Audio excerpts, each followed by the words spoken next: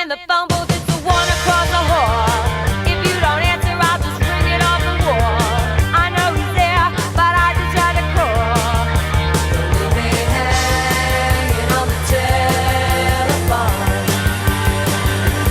Leave me hanging on the telephone. I heard your mother, now she's going out the door. Did she go to... And I was muted. Hi, good evening and welcome. This is TERF Talk Tuesday. It's going to be a bit tricky today, guys, because I am nicely a little bit cancelled today. It's all a bit, but don't worry about it because I have buttons and I have a mute button. And look, I think the boys are going to call anyway. Whether they get a YouTube audience or not. So, if you would like to call, then thanks for joining me on Facebook. It's so irritating. So irritating. Winning Women Wednesday. I like it. Thanks so much. Okay, phone lines are open. There they are. I'm really hoping people phone because it's a little bit of a nightmare. I'm not going to lie. It's a little bit of a nightmare. And we know they're going to do it.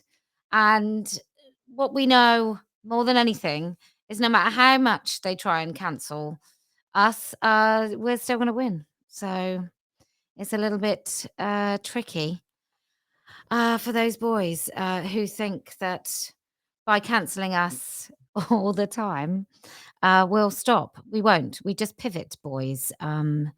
That's what we do. We just switch and it's all good. So I don't even know what to say to you.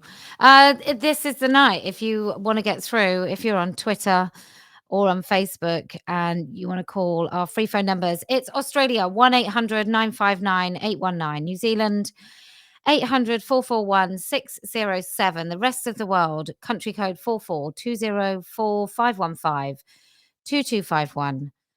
Your online stores are adulthumanfemale.store, USA, adulthumanfemale.us. If you're in the EU and you don't want to pay customs, then you go to adulthumanfemale.shop. Locals, it's local at standingforwomen.com. And for memberships, go to standingforwomen.com/membership. Not going to lie, the hats have gone a bit wild in the United States of America. And if you would like to call from that wonderful country, it's Freephone 877-729-1771 or UK 0800-058-4204. Hello, good evening and welcome. This is TERF Talk Tuesday. My name is Kellie-Jay. It's actually Wednesday. What would you like to say? Hi. Hi. I'm so interested that I got through. It was a perfect day to call, like you said. Yes. I'm calling from Canada. I have been really newly peaked, I would say maybe 6 weeks ago, really, which is horrible. But in that space of time, I have gone on to peak a few others.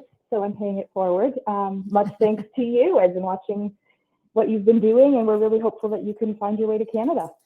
Oh, I'm really hopeful too. I have applied for my visa. And they sort of they've asked for me to submit lots more information.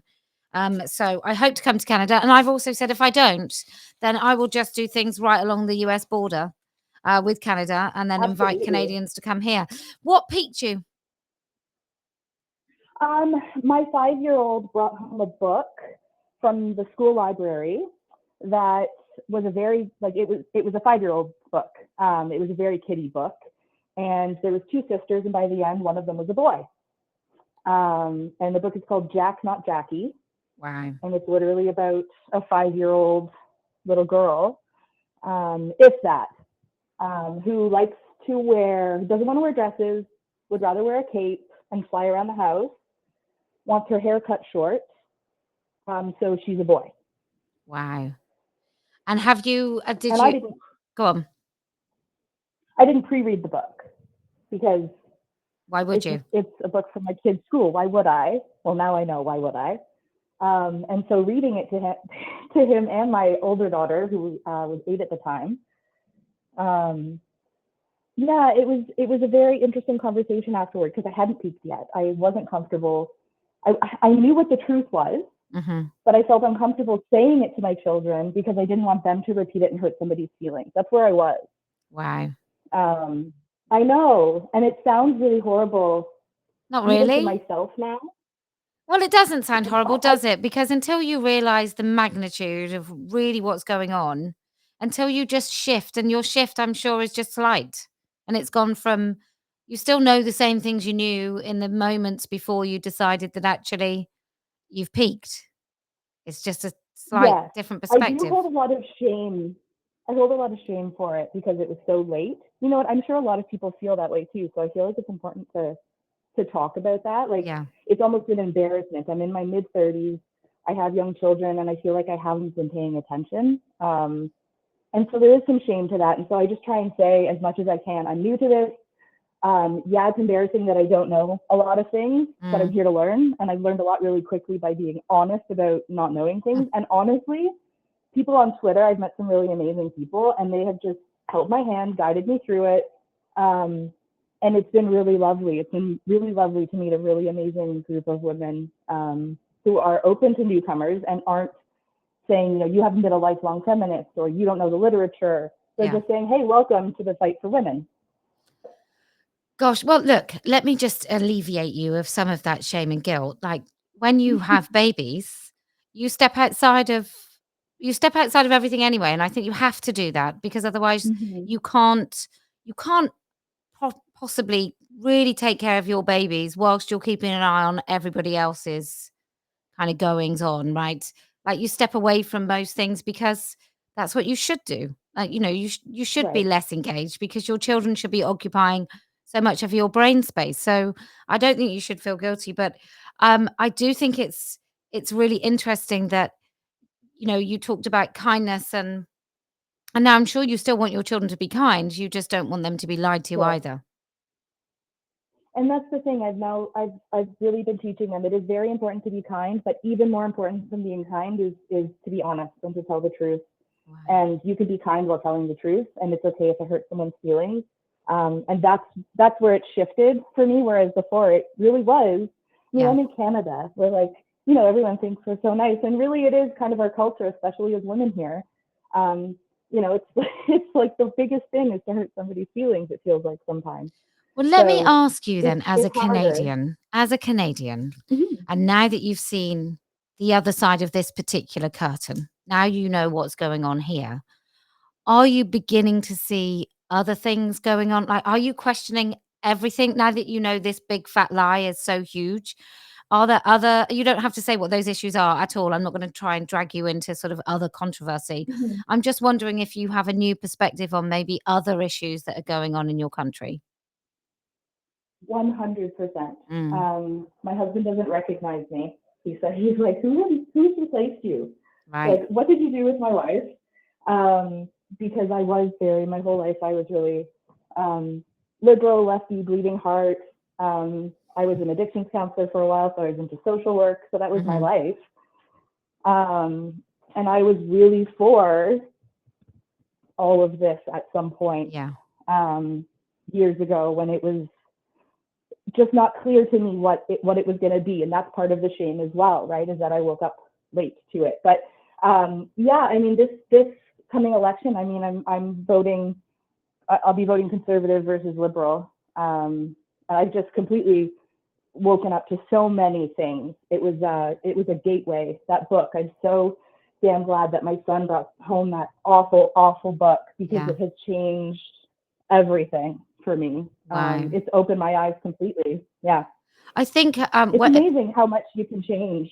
well, this happened to me in 2016, right? 2015, 2016, I came to this issue and I was the same as you. I was on the left and I was very much like let people do whatever they want as long as it doesn't hurt anyone. And I was so many things. And then I looked at loads of things that we've been told over the years that I just thought, why do I think those things? Like that opinion, then I've got a really solid opinion on that. And I don't even know if I could fully justify it in an argument Right. because I don't even know why I think it. I don't know what the rational argument is for that opinion or the reason, or I don't know why I feel that way about that individual.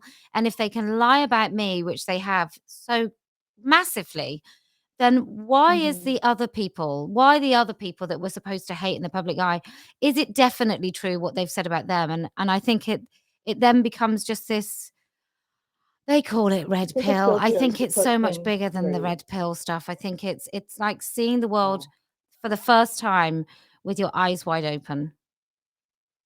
I have felt, I mean, I don't want to use it's like little t trauma. I have felt this rude awakening in the truest sense of the word. I truly had no idea how nefarious the things were that were going on around me. Like I was willfully blind to it. Yeah. I just the shock of and when I see something like that, I can't just say, oh, casually, you know, I'm gonna, oh, that sucks, you know, and then go back to my life as normal. It woke me up and I can't go back. No. And it's shocking. It's a total paradigm shift for your life. Yeah. It makes everything And less, family so around. many things I can't enjoy. So certain music, like anybody now that comes out and says the lie that men can be women, or that transitioning children is a wonderful thing to do and it saves their lives and so on. Once somebody says that, that's it. I can't engage with them. I can't possibly enjoy anything they do. I can't watch actors in certain films, or if they're talking. Such a bummer. It's awful. It is. Every time something comes out, I'm like crossing my fingers. It's not my favorite. Like, please, not you too. Yeah. It's just, everyone's just afraid to be on the wrong side of history. That's really what it is. No one wants to be remembered that way. Yeah. Well, I hold very hopeful in my heart. And I do know quite a few people, not loads of people, but I know people on the periphery of sort of the entertainment industry or slap bang in the middle of it. And I know that if they are not talking about trans stuff in a positive, consistent, out there way, I know that they don't that they don't agree with it. So they're either frightened or they speak pro. There's hardly anybody that feels brave enough to sort of speak against it. So I just hope that if they're not talking about it, it means that they agree with us. Yeah, that's the only thing you can do. But I really truly think so. I've heard you say before, I've heard other people say before, and it's true, it holds true for me in my experience, that speaking up gives permission for other people to speak up. And that's exactly what happened with me. I heard other people speaking up and it gave me courage to speak up to other people too. And it's hard, you know, in your families and your friend circles, it can be really difficult to broach this topic because, well, because it is, right? It's your life. It's hard to blow up your life if you're in a certain scenario. But anyway, I just think it's really important. It doesn't matter what you're saying, how often you say it, where you say it. Someone hears that, and it gives them a sense of permission to say, yeah, if she can say the truth, then so can I, because there's safety in numbers. So I think it's really important, and I'm really grateful that you've been doing what you're doing.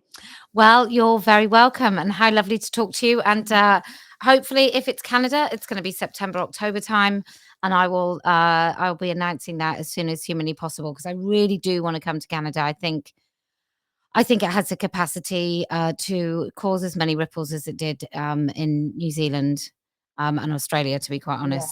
And I think it's so necessary. Really, really lovely. If there's anything that we can do as lowly citizens here in Canada, if there's anything we can do, you let us know. Thank you so much. Really lovely to talk to you. Well done. Welcome. You too. Cheers. Thank you so much. Take care. All right. Bye-bye. Well, that was a jolly good start, wasn't it? We are going to be down on calls, so, you know, this is the time to call. But yes, Canada is definitely somewhere I really, really, really want to go. I think what a place. I mean, imagine being that woman. Hello, good evening. This is TERF Talk Tuesday. My name is Kellie-Jay. We're actually on a Wednesday today. You can say who you are. You don't have to. What would you like to say? Oh, hi. We're live. We are live. That's incredible. I never thought I'd get on live at all. I've rung Rex and she's not awake. I've let all the girls know in the Rad Send groups that I'm on. I've emailed to get everybody off the live feed tonight. Well, I've done my bit, I'll laugh. Well, what would you like to say now that you are on the live feed? What I'd like to say. Well, I'm going to come to Birmingham.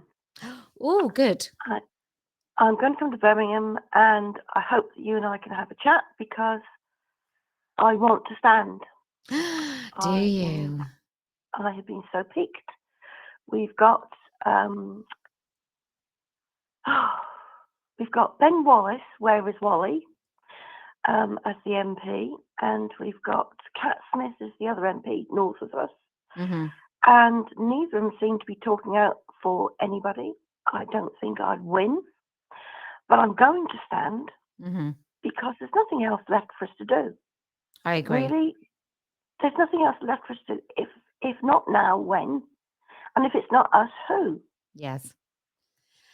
And so that's basically it. Well, I'm very excited. I think it's we don't necessarily think we're going to win.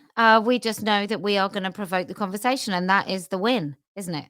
It's not about I mean, look, if I end up the prime minister of the country, I'm not going to turn it down.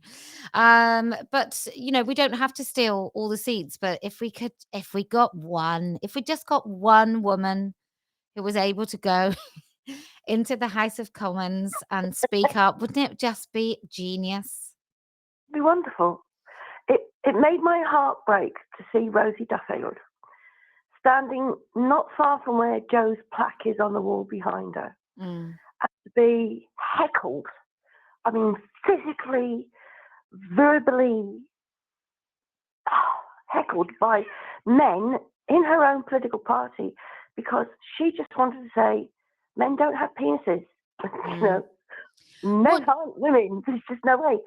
And to watch her face and the way that she was crushed by these bullies. And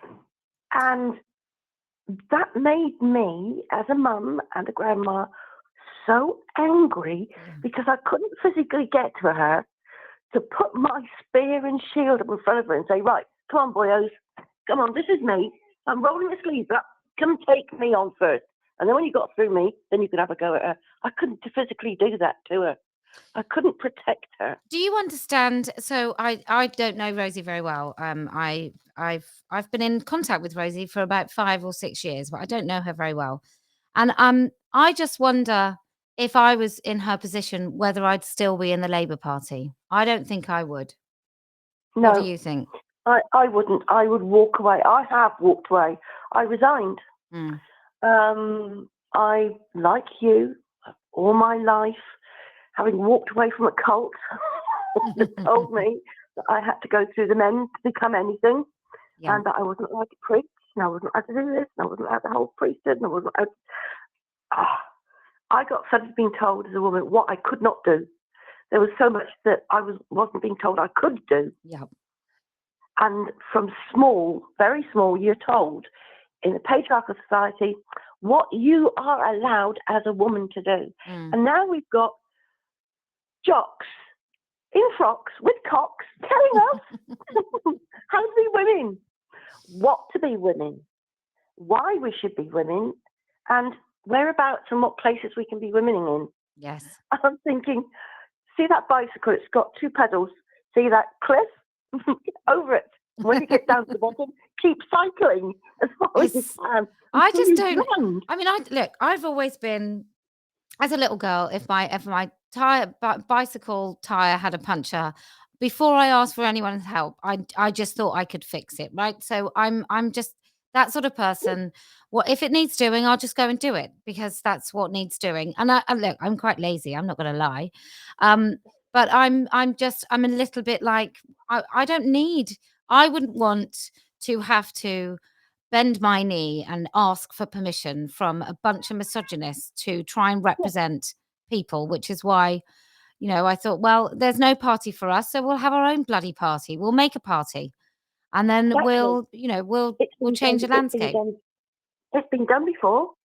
It's been successful. I mean, the SDP that I joined 40 years ago, near enough, became the Lib Dems.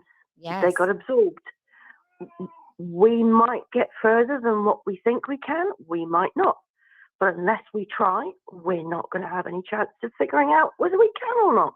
Totally You agree. know, it astounds me that my own sex is turning in on ourselves and supporting these men who are AGPs that are mentally Why do you think ill. they can't see it?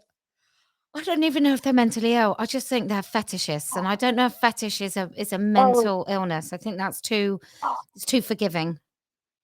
Rex and I had a long conversation about this. She rang me once in the middle of the night, or woke me up. She wasn't apologetic at all. Well, I can imagine. Yeah, and she wasn't. And we had a good laugh together, and we actually did chew quite a bit of the old fat during the night. And I've come to the conclusion that we've got to be no more Mrs. Nice. Yes. We cannot afford to be Mrs. Nice. We cannot afford to grandmother these men. We cannot afford to mother these men, because that's what that's what biologically we are trained to do. That's in our hormones, to nurture, to give birth, to produce milk, to look after and bring, like every other female member of the animal kingdom. That is what we are hormonally dictated to do. Yep. There's a point where we have to stop as women and say no. And if enough women say no at exactly the same time on this planet, the men will think, hang on a minute, why are they all saying no? And it's trying to convince women that it's not kind to mother pander these men anymore. Yes. Because it's not going to help them. It's not going to help us. When men realise they're going to have to, and this was discussion with my lovely husband, I peaked him.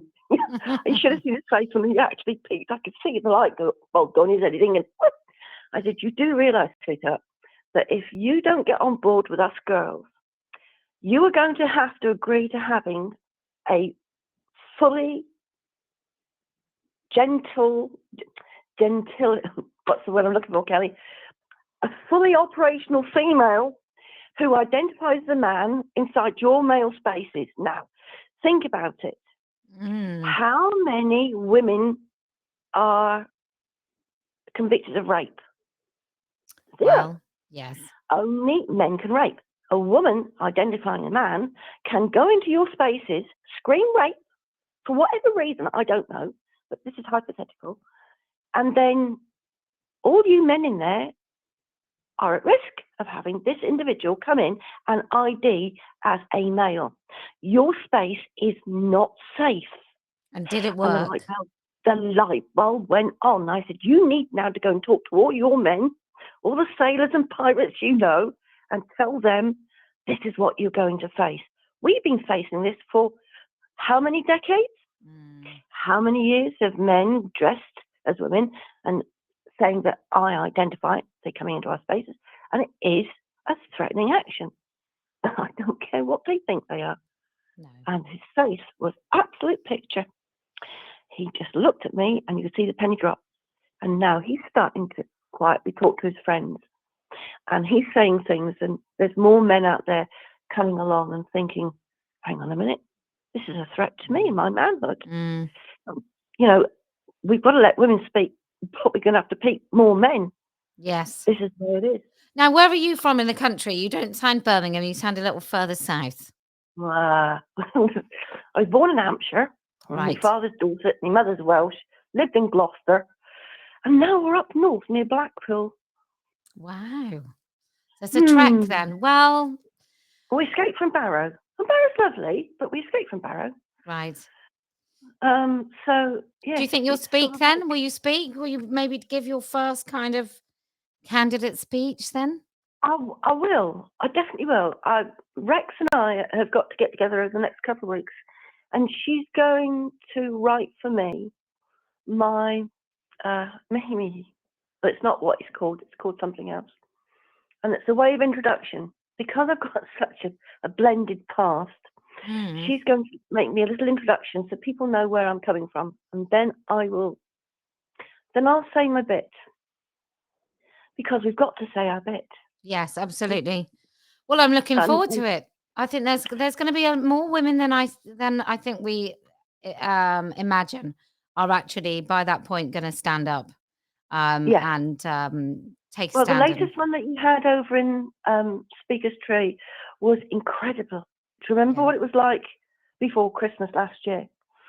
Not so many. And then we going to Australia and having all the vindictiveness of certain parts of New Zealand. It's done nothing but good. I know. It's great, isn't it? They just have to behave the way they behave, and we just have to shine a light on it and show the world. And then Yeah. everybody's peaked. You know, there's not too many people that were undecided or hadn't really considered it, that watched the mobbing in New Zealand, that came out and went, well, I think, there's two sides. No, I think everybody knows that there's a violent, aggressive mob of entitled brats, and there's women just want to speak.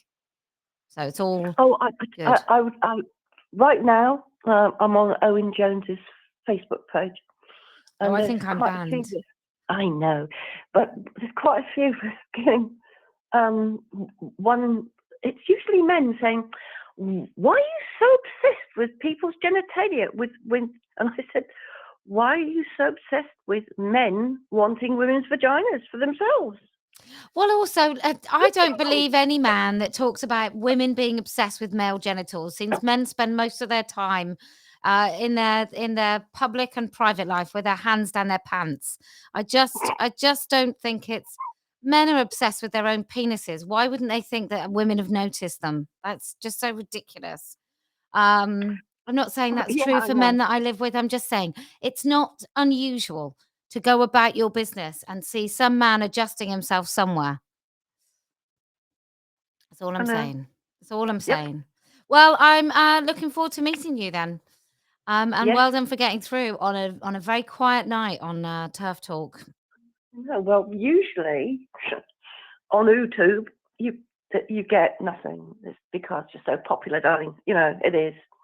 But I thought today, because it's Winning Wednesday, I thought Yes. I would just put my 5 pennyworth in. Well, thanks But for that. Look forward to seeing you soon.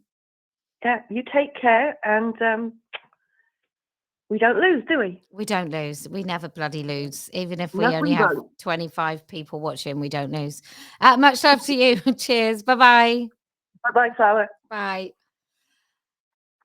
Oh, I'm gonna just put the yes, right. I don't think anyone's gonna ring. So in many ways, oh, maybe they are. Hello, good evening. This is TERF Talk Tuesday. My name is Kellie-Jay. You can say who you are. You don't have to. What would you like to say? Oh, Kellie-Jay, it's Allie Snyder. Ali Snyder, how are you? Oh, I'm fantastic. How are you? Good. You've been very busy. What have you been up to? Oh, gosh. So many things. And still not enough, it feels like. Last Tuesday, my friend Erin Friday and I were in the California Senate hearing, watching as more of our rights were stripped away, and got to sit in the chamber with Senator Scott Wiener and watch him and another senator, Nancy Skinner, just completely ignore the testimony of a young woman who had survived child sex trafficking while she talked about her experience and the experience of losing her younger sister who didn't make it. The two of them just sat and had a conversation with each other while she was giving Wow. a 2-minute testimony. They couldn't even pretend to care. And what's it like being in that, being in that room and not being able to scream from the rooftops what you can see? Must be terrifying. It's really soul crushing. Yeah. And I've had the opportunity to go and sit in our assembly several times over the last month and a half.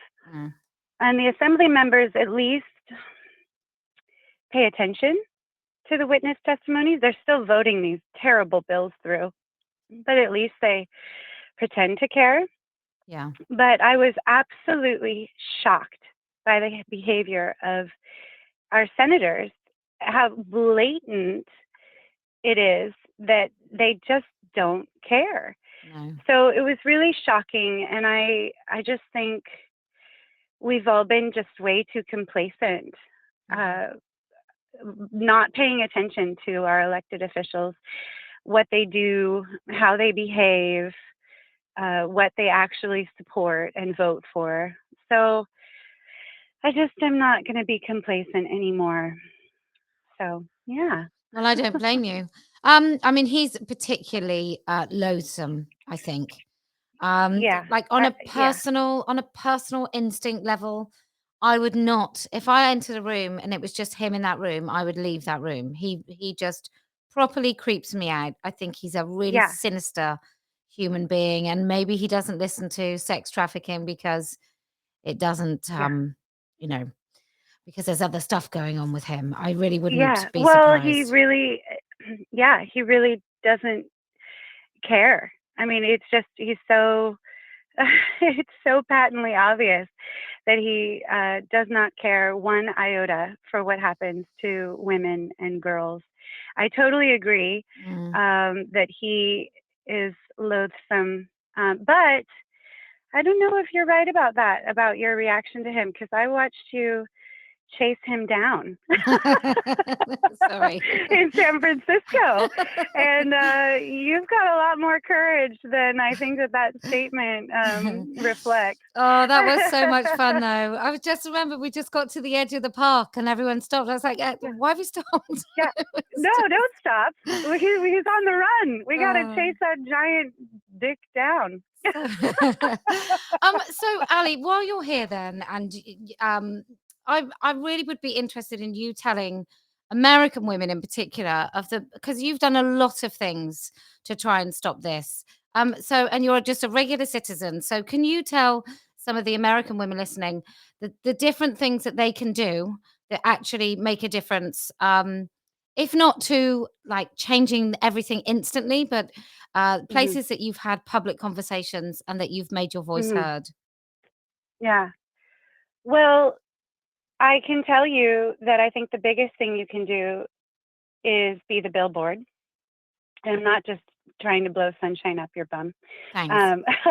I honestly think that what you've created with the Be the Billboard campaign has been enormously influential in my own life, because the number of conversations that I've been able to start with just random people coming up and talking to me about it. And I know you've mentioned this before, a lot of people have, about the power of stickering, the power of wearing those shirts, the power of letting other people around you know that it's okay to acknowledge reality in a forthright, proud way, you know, to just wear reality with pride, wear your courage with pride. It's so powerful. Conversations, just keeping conversations going, not being afraid to talk about them. I started speaking in our school board meetings in November. And, you know, our school board is very, very captured ideologically. So I didn't really go into the school boards thinking that I was going to change any of the board members' opinions. Yeah. I just used it as a platform because I know it's all broadcast and they can't hide it. Yeah. So when I go to the school board, every once in a while will talk directly to the board members, but really I'm just trying to talk to my fellow community members in my town, the parents. The more people we can get curious, the faster we end this. Yeah.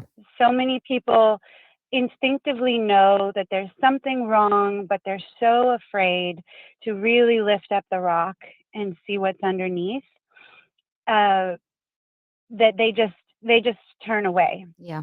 So we need to get more and more people curious, more and more people lifting up those rocks and exposing, you know, the monsters that are living under them. So I think the most effective thing to do, honestly, is just the one-on-one conversations. Yeah. But it is very helpful. It's important to speak up in school boards because I've met so many people in my community through speaking out at school boards that we're really forming just an incredible network of people. A lot of people aren't ready to come forward publicly yet, but they're doing things behind the scenes to help. And so, yeah, Amazing. I would just say, don't be afraid of the conversations, and rock that reality, that pro reality message on your clothes. Be the billboard. Amazing. Thank you so much. It was so lovely to talk to you. Yes, great to talk to you too. I'm just totally blown away that I got through. So I'll Yay. make room for the next caller. Thanks so much, Ali. Cheers. Bye, Kellie-Jay. Bye. I met Ali in San Francisco when we did a speaker's corner in San Francisco, and it was next to Scott Wiener, the governor, senator, doing a drag queen story time for Halloween, because Halloween's not fun enough. You need giant men in terrible witchy costumes. I mean, you couldn't really make it up, could you? Like we women, we were called witches. We were burned at the stake, god damn it. And now, even on the one day that celebrates those women, it's stolen by men. So great. Right. I'm going to open the phone lines again. If you're if you're one of the 5 people watching, it's not really 5. It's 4. If you're one of the people watching, now is the time to call. Otherwise, I'm going to call this whole thing off. Here we go. Good evening. This is Turf Talk Tuesday. My name is Kellie-Jay. You can say who you are. You don't have to. What would you like to say? Oh, hi, Kelly. I didn't expect to get through. So I was there on Sunday, and I was also at Brighton. So obviously 2 contrasting events. Yes. And coming away from the event on Sunday and having a look around on social media, I could see the comments that were being made, if you like, from the other side. Now, I noticed something coming up on Reddit, and a lot of the people, who had protested were sort of conceding the fact that they just look deranged, and they're doing our job for us. Good. Yes, well, yeah, absolutely. But they're now thinking, what do we do next? What's the next tactic? And they were talking about putting people in sort of who look less deranged, trying to get the microphone, and then stating their case. Now, obviously, it's a free speech event. Yes. But it kind of, if they get enough people in, it derails the whole thing and dilutes it in a way. So I just wondered if you have anything sort of in hand or planned to try and not counter, but sort of basically be prepared for that.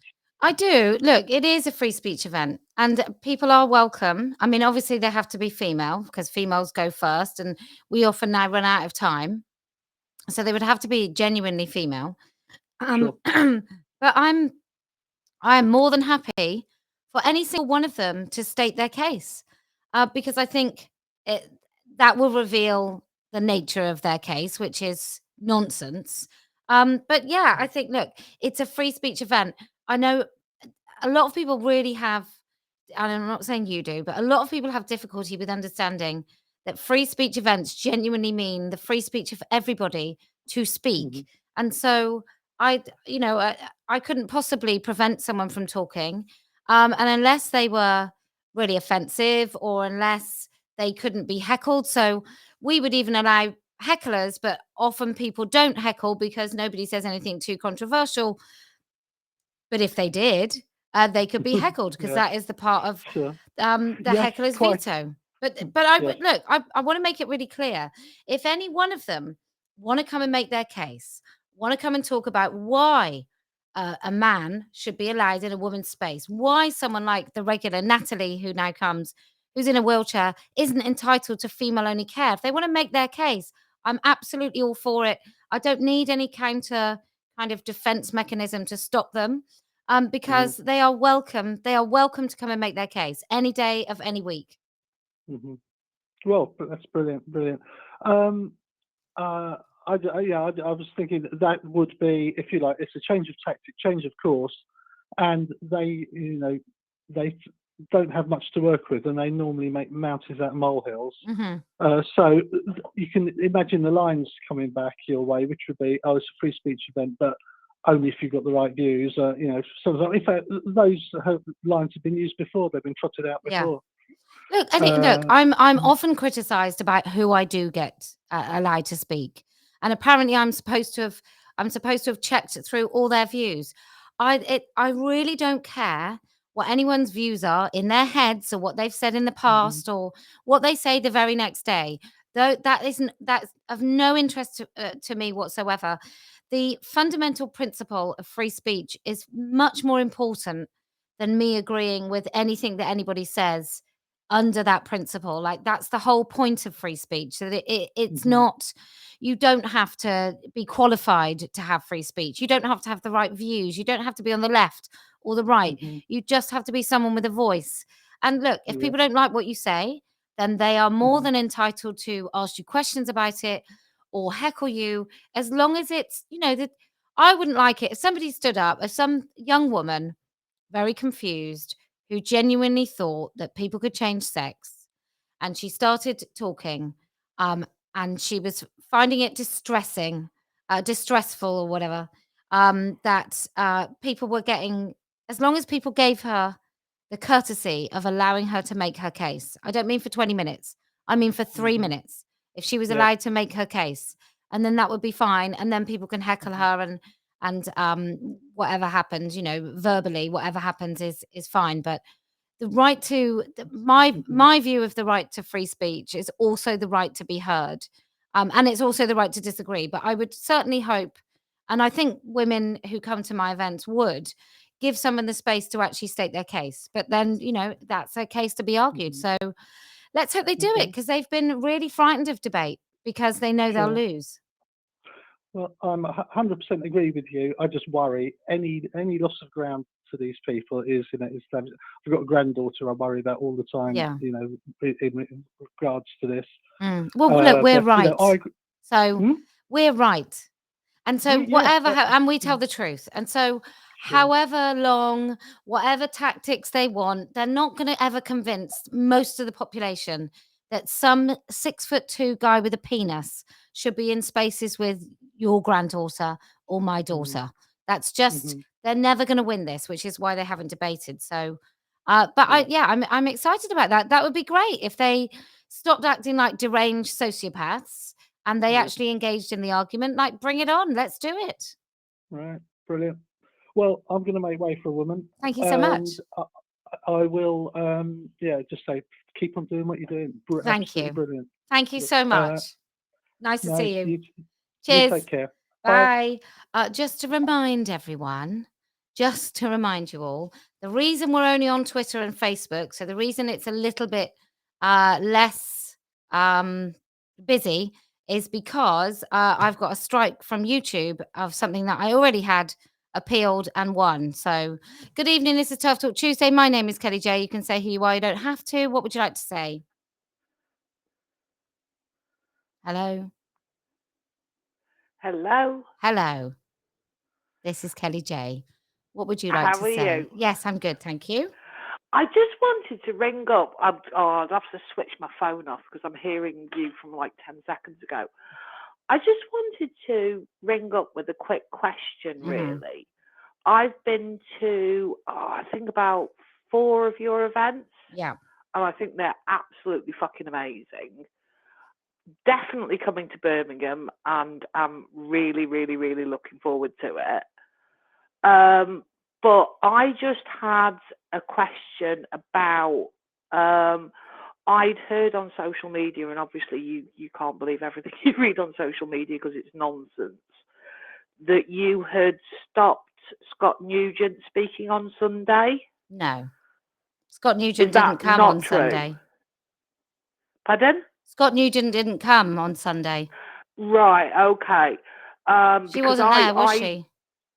Pardon? I'd heard that you were like, he's a bloke, therefore he can't speak. Well, Scott Nugent is a woman, for starters. Exactly. That was kind of my point. And no, she wasn't there. She didn't come to Speaker's Corner. Cool. Cool. So, I was just, I've been like a big fan of Standing for Women, and I think what you're doing is absolutely amazing. I'm on a couple of group chats, yeah, and it is just absolutely awesome when you see just ordinary, bog standard working class women like me being able to speak without having their language policed. yeah. It is awesome. But obviously I do follow the various sides of the debate, and I do follow some of the quote unquote head girls and that. And I have seen accusations that you're homophobic. I've never seen any evidence that you're homophobic in my life. What can I say? What can I say? It's ridiculous. I mean, there's lots of things that are said about me all the time. I don't actually know where some of them come from. I mean, you can see some of the things made up, but the homophobia is ridiculous. I mean, certainly in like Standing for Women group chats, there's been very, very rare occasions when somebody has said something that I've thought, oh, that's a little bit slightly homophobic, but because I'm a lesbian, maybe I'm more sensitive to it. And literally you put a comment in going, oh, what about this? And they go, oh, right, I'd never thought about it like that way. Da, da, da, da, da. Well, look, we're a it's broad solved church. as easily as that. Yes, of course. And I think what we have to accept is that when you do welcome all women from all different walks of life into a movement, and you say that, there will be people that get it wrong, right? There will be lots of people that just get it wrong. And they won't necessarily be getting it wrong. They've just got their different views, which they're entitled to have. Yeah. Yeah. Somebody said that Scott Nugent in the chat was there.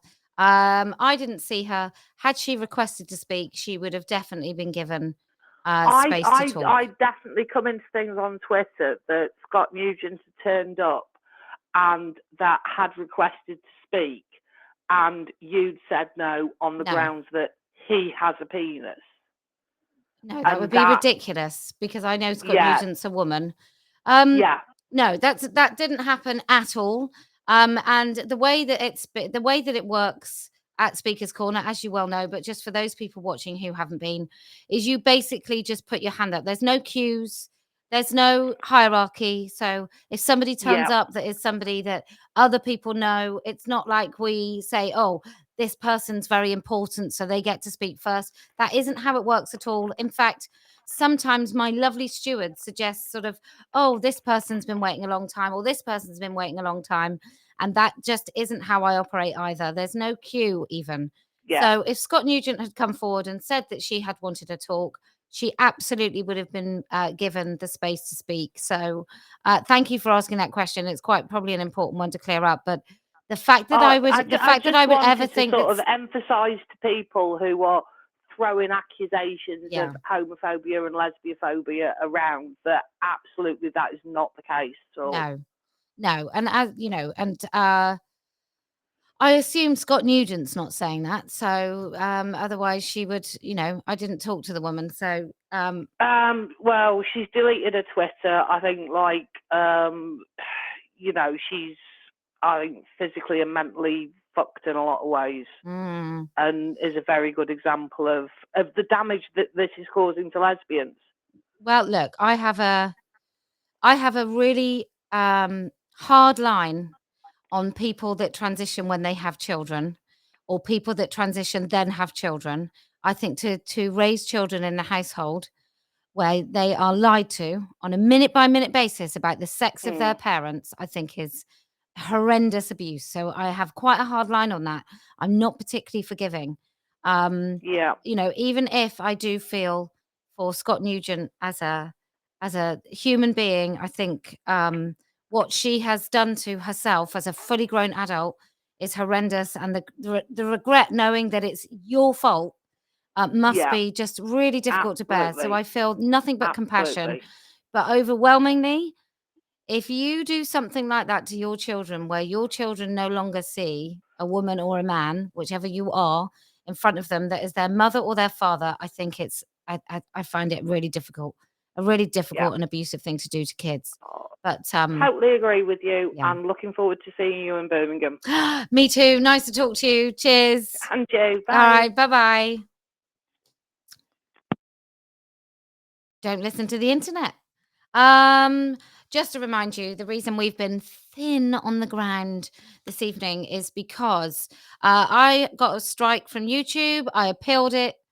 They said, fine, of course, it's not hateful. And the same video now is got re-reported and appealed, and I failed. Hello, good evening. My name is Kellie-Jay. You're through to TERF Talk Tuesday on a Wednesday. You can say who you are. You don't have to. What would you like to say? Hi, Kellie-Jay. Hi. My name is Wesley. Hi, Wesley. Can you hear me? Maybe, Wesley. Yeah. I was actually at Hyde Park on Sunday. Well, hello. Yeah, I was the guys holding up the signs at the back with the Troon flag colours. I see you may have received some comments about that, Wesley. Yeah, because apparently a lot of women didn't actually weren't able to see the messaging very clearly. So I tried to just basically clarify what these messages actually said. But I'm sure people who are actually there could see the messages quite clearly. Go on, tell everyone what they said. Blimey, I can't remember now. It was all like normal kind of turfy messaging, right? Exactly. You saw the messages, didn't you? I did. I can't tell you what they said, but I definitely, obviously, I noticed, and then I read them, and then it was like, But yes, I guess on YouTube they didn't come out so well. Yeah, it's like stuff like movement for porn sick men. Yes. Trans rights is about men's sexual demands and so forth, and obviously that didn't go down too well with people who couldn't actually see what the signs are actually saying. So I just really wanted to call in just to clarify that, just to make sure that people. Actually, I've got what they said right here now. Actually, oh no, trans rights are men's sexual demands. Yeah. Movement for porn sick men, anti-women activists, trans ideology is male supremacy, porn sick men using confused girls as cover, removing children, safeguarding and boundaries, men with paraphilias are not women, Tim's. God, how many signs did you have? Like well, loads. I had 5, but they were double back. Okay. And so Tim's brackets, men are laughing at you handmaidens. Transphobia in quotes is anything that excludes men, and straight men seeking lesbian erasure. So that's what I was holding up, and obviously people could actually see the messaging clearly on the live stream. So I was just getting a lot of stick for that because they thought I was a true infiltrator.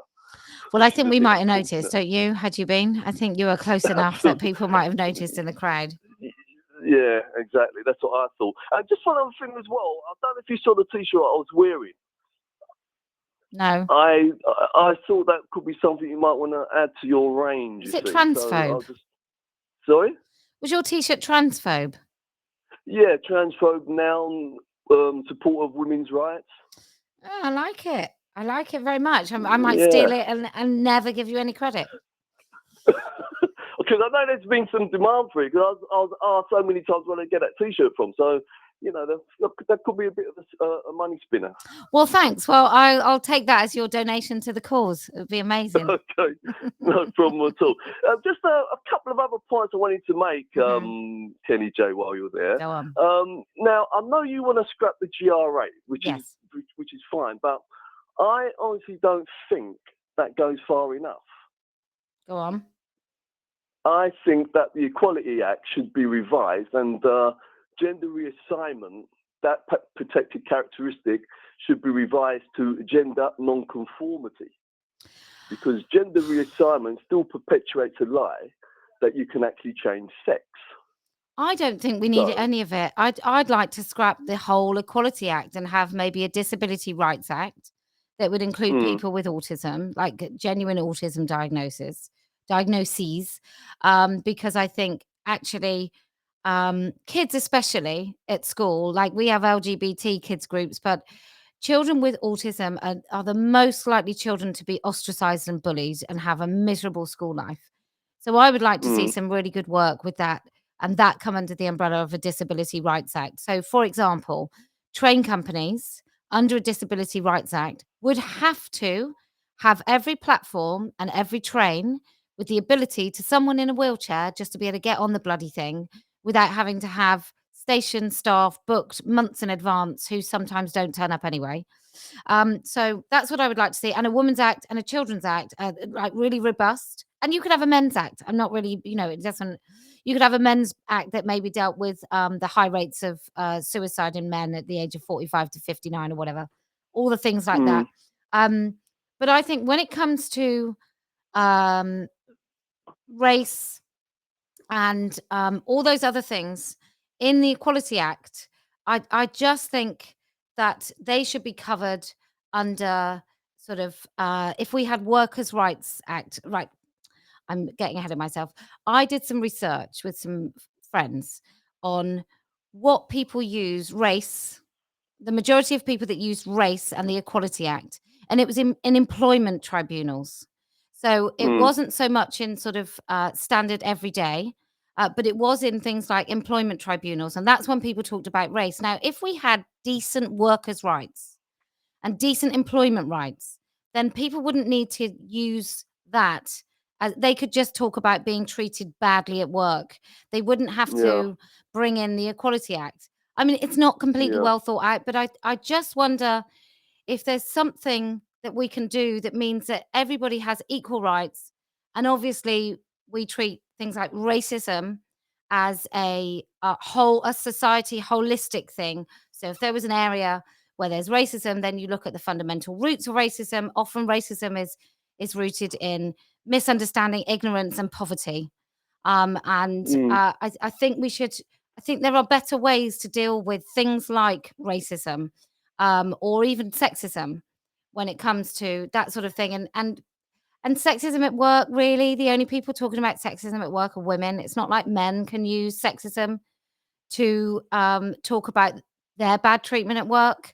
It just doesn't feel very level. But anyway, I'm going on and on about something just for no reason. Yeah, because the reason why I mention that is because if you just recognise gender non-conformity, that's the thing which is most progressive.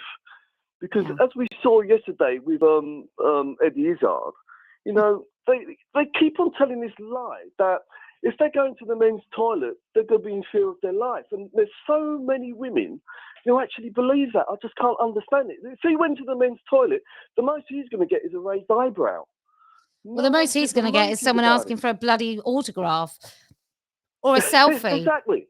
I mean, the thing is with him, like, how desperate are you to be validated? How desperate are you to get your rocks off that you'll stand in a bloody queue for a woman's toilet rather than just slip in the men's and go in seconds?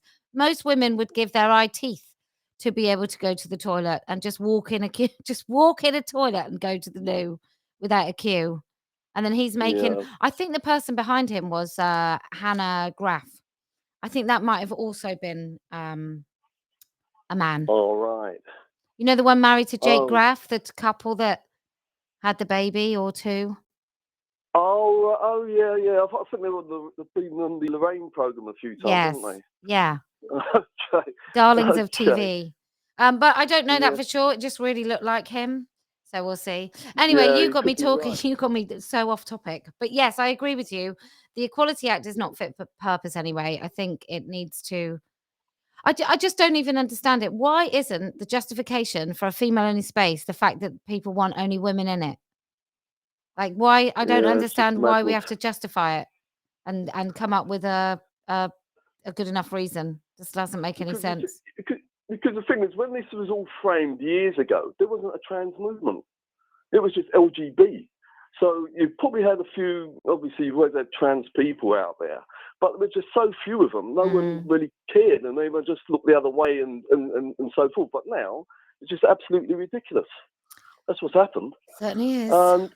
And just one other thing, and one last point I want to make. It might sound a little bit controversial now, but I've been looking at this whole issue for a few years now. And what you could ask yourself in 10 years, what demographic in society is going to be able to go from a standing start to embed this ideology in all these institutions and corporations?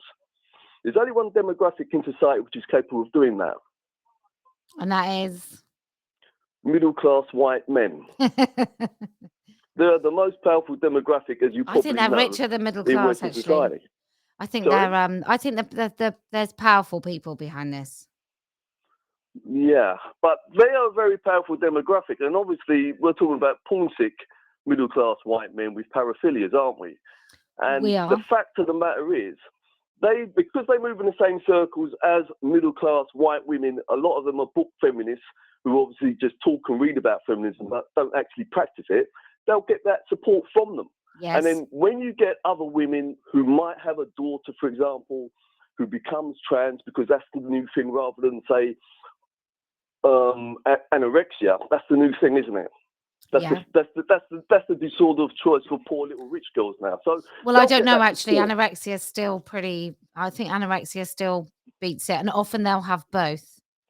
But yes, you're right. That's not really so much of a social contagion. But the point I'm making is you'll get other middle class women, and as you saw, like what we had with that MP down in Hobart, she gets very evangelical about it, and that's what really just drives the whole movement. And I believe if people were just explicitly talking about that demographic, a whole constituency of people outside of that demographic who are going to be most affected by this ideology, i.e. people lower down the social order, women in jail, for example, for non-payment of fines, Muslim women, black women and so forth. These are the people who are going to be at the sharp end of this social experiment. Yeah, well, I mean, this is why I always say I don't speak for working class women. I speak to them. I don't speak to any, I don't speak for anyone. I speak to people. And I think people that get their hands dirty, they're pretty sure normally what a woman is. Right. There's not, I'm having work done on my house. There's not one of the workmen that come, and they're all men. But there's not one of them that is a little bit unclear about a woman. Because for those people, they don't live in ethereal concepts. They live in reality. Absolutely. Anyway, bring your signs next time, by the way. Sorry? Bring your signs next time. We'll read them out so everybody is aware. Absolutely, yeah. Just one last thing, because obviously you've got other people waiting to speak to you.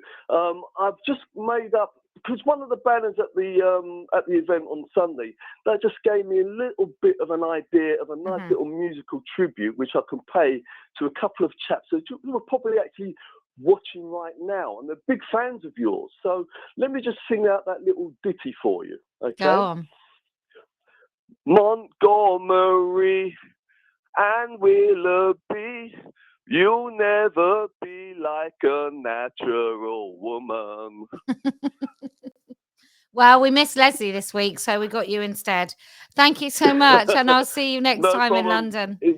Enjoy your evening. Cheers, Wesley. All right, bye-bye. Bye. Okay, we are over and out because it's only a week. It's only a week, then I'll be back with you. That's for sure. It's been interesting without the old YouTube comments. But it's not going to stop us. We will just make sure that more people know that it's only on Twitter and Facebook next time round. As for you lovely people, look, if you can stick with us even when we're not on YouTube, and you can get yourself a TERF Island enamel pin, then I promise we will win. If you can go sticker crazy, even when all around you have rubbish stickers, then I promise we will win. And you know why else we're going to win? Because I never lose.